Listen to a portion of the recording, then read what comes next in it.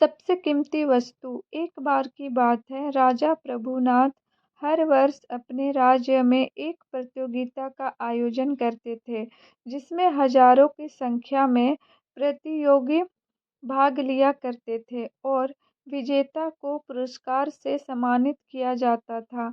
एक दिन राजा ने सोचा कि प्रजा की सेवा को बढ़ाने के लिए उन्हें एक राजपुरुष की आवश्यकता है, जो बुद्धिमान हो और समाज के कार्य में अपना योगदान दे सके।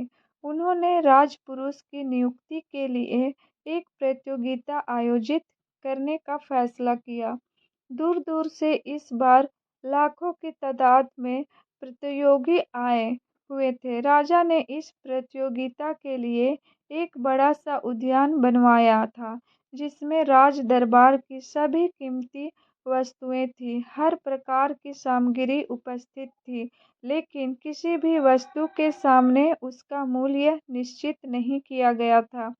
राजा ने प्रतियोगिता आरंभ करने से पहले एक घोषणा की, जिसके अनुसार जो भी व्यक्ति इस उद्यान से सबसे कीमती वस्तु लेकर राजा के सामने उपस्थित होगा, उसे ही राजपुरुष के लिए स्वीकार किया जाएगा।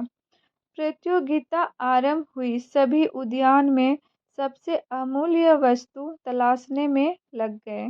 कई हीरे जवाहरात लाते, कई सोने चांदी, कई लोग पुस्तकें, तो कोई भगवान की मूर्ति, और जो बहुत गरीब थे वे रोटी, क्योंकि उनके लिए वही सबसे अमूल्य वस्तु थी। सब अपनी क्षमता के अनुसार मूल्य को सबसे ऊपर आंकते हुए राजा के सामने उसे प्रस्तुत करने में लगे हुए थे। तभी एक नौजवान राजा के सामने खाली हाथ उपस्थित हुआ। राजा ने सबसे प्रश्न करने के उपरांत उस नौजवान से प्रश्न किया, अरे नौजवान, क्या तुम्हें उस उद्यान में कोई भी वस्तु अमूल्य नजर नहीं आई? तुम खाली हाथ कैसे आए हो? राजन, मैं खाली हाथ कहाँ आया हूँ।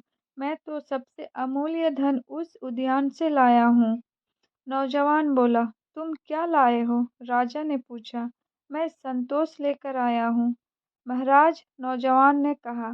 क्या संतोष इनके द्वारा लाए गए इन अमूल्य वस्तुओं से भी मूल्यवान है? राजा ने पुनः प्रश्न किया। जी हाँ राजन, इस उद्यान में अनेकों अमूल्य वस्तुएं हैं, पर वे सभी इंसान को क्षण भर के लिए सुख की अनुभूति प्रदान कर सकती है। इन वस्तुओं को प्राप्त कर लेने के बाद मनुष्य कुछ और ज्यादा पाने की इच्छा मन में उत्पन्न कर लेता है। अर्थात इन सबको हासिल करने के बाद इंसान को खुशी तो होगी, लेकिन वह क्षण भर के लिए ही होगी। लेकिन जिसके पास संतोष का धन है, संतोष के हीरे जवाहरात हैं, वही इंसान अपनी असल जिंदगी में सच्चे सुख की अनुभूति और अपने सभी भौतिक इच्छाओं पर नियंत्रण कर सकेगा। नौजवान ने शांत स्वर में उत्तर देते हुए कहा। नौजवान को लाखों लोगों में चुना गया और उसे राजपुरुष के लिए सम्मानित किया गया। धन्यवाद।